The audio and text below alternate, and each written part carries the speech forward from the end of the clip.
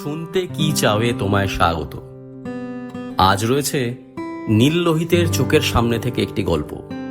লেখক সুনীল গঙ্গোপাধ্যায়। গল্প পাঠে রয়েছি আমি, সঞ্জীব। সুবিমল বলল, লোকটাকে আমি ৩,০০০ টাকা পর্যন্ত দিতে চেয়েছিলাম, ও নিতে চায়নি। আমি বললাম, তাতে কি প্রমাণ হয়? লোকটা বোকা না ভীতু না সৎ লোক? সেটাই তো প্রশ্ন। আমার ধারণা লোকটা সৎই ছিল, একটু ভীতুও। সৎ লোকেরা সাধারণত একটু ভীতুই হয়। কথায় বলে না, ধর্মভীরু। আমি তা মনে করি না। ধর্মভীরু কথাটার মানে অন্য। আমার ধারণা অসৎ লোকেরাই ভীতু, তাদের সৎ হবার সাহস নেই। অসৎ হওয়াই সোজা। জাগিও কথা, এখন কি করা যায়? যে লোকটি সম্পর্কে কথা বলছিলাম সে আমাদের সামনেই শুয়ে আছে। তার সামনে যে কোনো কথা বলা যায়, কারণ সে কানে শোনে না, চোখেও খুব কম দেখে। তাছাড়া এখন বোধহয় সে অজ্ঞান হয়ে গেছে। আমি আর সুবিমল দুটো বিড়ি ধরিয়ে টানছি। অনভ্যাসে বারবার নিভে যাচ্ছে বিড়ি। একটু আগে ওই লোকটার কাছ থেকে 2 বান্ডিল বিড়ি কিনেছি। সুবিমল ওকে 5টা টাকা সাহায্য হিসেবে দিতে চেয়েছিল, ও নেয়নি। ও ভিক্ষে নেবে না, ওর বিড়ির দোকান। ও আমাদের বিড়ি কিনে সাহায্য করতে বলেছিল। কথা বলতে বলতে কাস্তে কাস্তে লোকটি নিঝুম হয়ে পড়েছে। জ্ঞান আছে কিনা জানি না। সুবিমল ভয়ে ভয়ে দুবার নিচু হয়ে ডাকল, ইরফান, ইরফান। কোনো সাড়া নেই। সুবিমল গায়ে হাত দিতে সাহস পাচ্ছে না। একটা লুঙ্গি পরা খালি গা, শরীরটা যে একটা খাঁচা তা ওকে দেখলে বোঝা যায়। একটা হাড়ের খাঁচা ছাড়া শরীরে আর কিচ্ছু নেই। পাশেই একটা বেশ বড় মনোহারি দোকান। আমি সেই দোকানে গিয়ে বললাম, দেখুন, ওই যে বিড়ি বিক্রি করে বুড়ো, ও হঠাৎ আমাদের সঙ্গে কথা বলতে বলতে অজ্ঞান হয়ে গেছে। ওর বাড়ির লোককে কিভাবে খবর দেওয়া যায়, কিংবা কাছাকাছি কোনো ডাক্তার টাক্তার? আমাকে শহুরে লোক বুঝেই বোধহয় দোকানদারটি একটু অপ্রসন্নভাবে তাকালো। তারপর বলল, ওই ইরফান আলী তো, ওর এরকম প্রায়ই হয়। কিছু ভাবতে হবে না, এমনিই ঠিক হয়ে যাবে। 12টার সময় ও ছেলে আসবে। একটু জল দিতে পারেন? ওর মাথায় ছিটিয়ে দিতাম। ওই টিউবওয়েল থেকে নিন। টিউবওয়েল একটা আছে বটে, কিন্তু হাতে করে তো আর জল নেওয়া যায় না। দোকানদারটির কাছ থেকে কোনো পাত্রটাত্র চাইতে সাহস হচ্ছে না। লোকটি আমার ব্যস্ততাকে নিশ্চিত আদিক্ষেতা মনে করছে। আমি ওর কাছ থেকে একটা কাঁচের গেলাস কিনে ফেললাম। সেই গেলাসে জল নিয়ে দিলাম সুবিমলকে। সুবিমল জলের ছিটে দিতেই বুড়ো ইরফান চোখ মেলে চাইল। মুর্শিদাবাদ শহরে অনেক খুঁজে খুঁজে আমরা ইরফানের দোকানে এসেছি। ইরফান আগে যে বাড়িতে থাকতো সে বাড়ি সুবিমলের চেনা ছিল। এখন ও বাড়িতে থাকে না। ইরফান আগে চাকরি করত নবাব সাহেবের লাইব্রেরিতে। এখন সে চাকরিও গেছে বলাই বাহুল্য।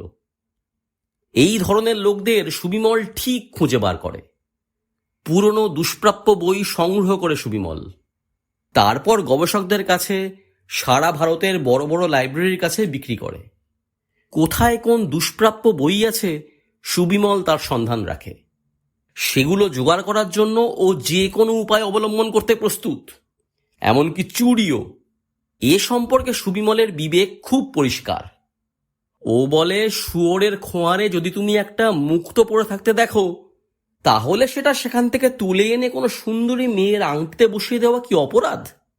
কত সব ক্ষয়িষ্ণু বনেদি পরিবারের উইধরা আলমারিতে দুর্লভ সব বই নষ্ট হচ্ছে। সেগুলো যে কোনো উপায় গবেষকদের হাতে পৌঁছে দেওয়ায় কোনো অন্যায় নেই। কথাতেই আছে, ধনবানে কেনে বই, জ্ঞানবানে পড়ে। মুর্শিদাবাদের নবাব বংশেরই একটি শাখা পরিবারের আছে বহু প্রাচীন বই ও পুঁথির কালেকশন।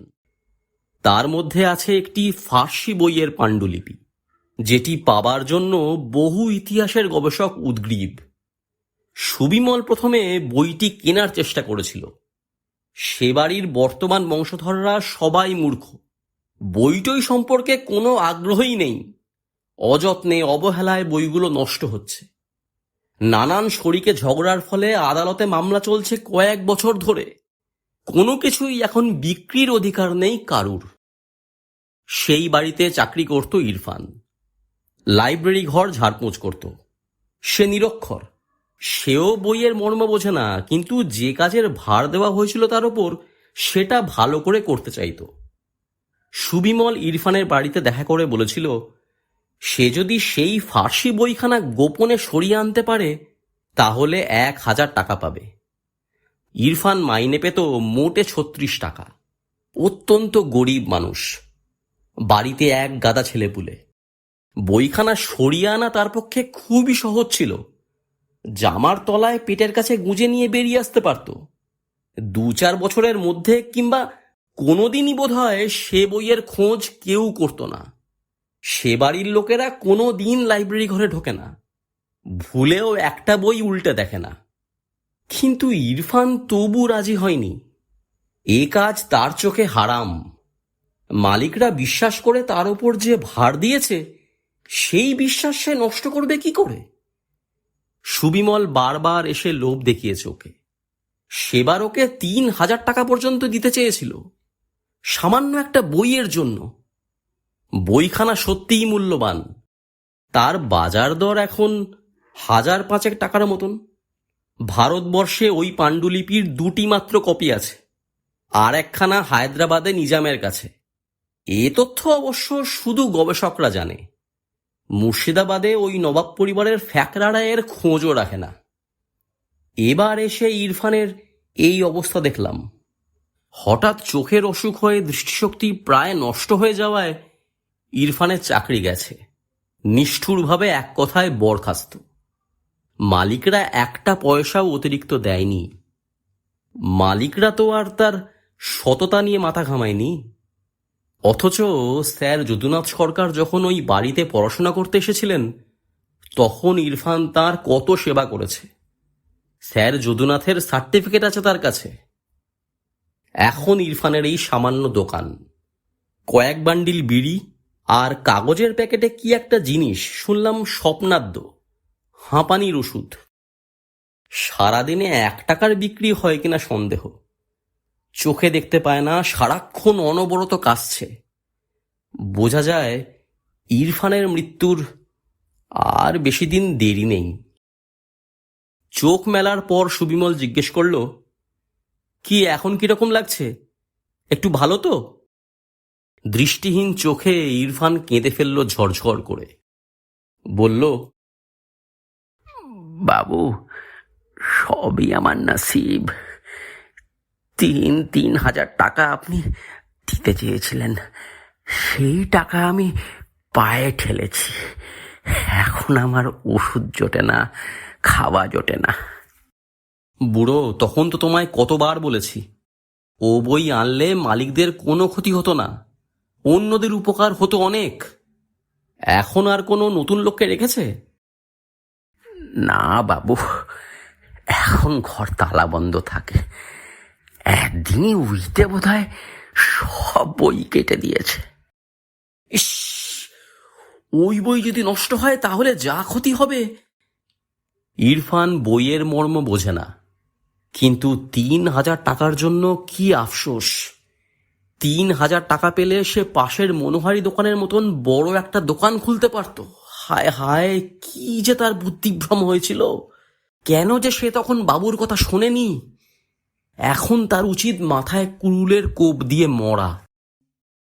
বেশি দিন আর বাঁচবে না ইরফান, কিন্তু মৃত্যুর আগে সে তার সততার জন্য আফসোস করে যাচ্ছে, এই দৃশ্যটা আমার দেখতে ভালো লাগলো না। পৃথিবীতে কত চোর বদমাস তো মনের আনন্দে ঘুরে বেড়ায়, কোনোদিন অনুতাপ করে না। আর এই লোকটি সৎ ছিল বলে অনুতাপ করছে। শীর্ণ হাতে কপাল চাপড়াচ্ছে আর হায় হায় করছে ইরফান। এখানে আমাদের আর কোনো দরকার নেই। আমি সুবিমলকে এবার যাওয়ার জন্য ইঙ্গিত করলাম। সুবিমল বলল, চলি বুড়ো মিয়া। ইরফান কি বলতে গিয়ে আবার ঘং ঘং করে এমন কাশতে লাগলো যে ভয় হলো আবার না অজ্ঞান হয়ে যায়। অতি কষ্টে সামলে বলল, আর তো আসবেন না আমার কাছে, না? আর তো কেতাব আনার ক্ষমতা নেই। তবু ফি বছর একবার আসবেন, আবার এলে দেখবেন আমি মরে গেছি। বিদায় নেবার মুহূর্তটি সত্যি অস্বস্তিকর। সত্যি কথাই তো, আমরা ওর কাছে আর কেন আসব? আর তো ওকে কাজে লাগাবার কোনো সম্ভাবনা নেই। সুবিমল একটা 10 টাকার নোট বার করে বলল, এই নাও বুড়ো মিয়া, এটা দিয়ে ছেলে মেয়েদের কিছু কিনে দিও। ছানি পড়া বিবর্ণ চোখেও জিজ্ঞেস করল, কি? বিশেষ কিছু না, এই 10 টাকা রাখো। 2 হাত দিয়ে না করল ইরফান। বলল, আপনার কাছ থেকে 3,000ই নিনি, আর 10 টাকা নেব? মরার পর খোদাতাল্লাকে তবু বলতে পারবো আমি কোনোদিন চুরিও করিনি, ভিক্ষেও করিনি। না, এ লোককে কিছুতেই ভীতু বলা যায় না। গল্প কেমন লাগলো জানাতে ভুলো না। ভালো লেগে থাকলে লাইক করো, প্রিয় মানুষের সঙ্গে শেয়ার করো। চ্যানেলটা সাবস্ক্রাইব না করা থাকলে সাবস্ক্রাইব করে দিও। জলদি ফিরে আসবো আবার নতুন গল্প নিয়ে। ভালো থেকো।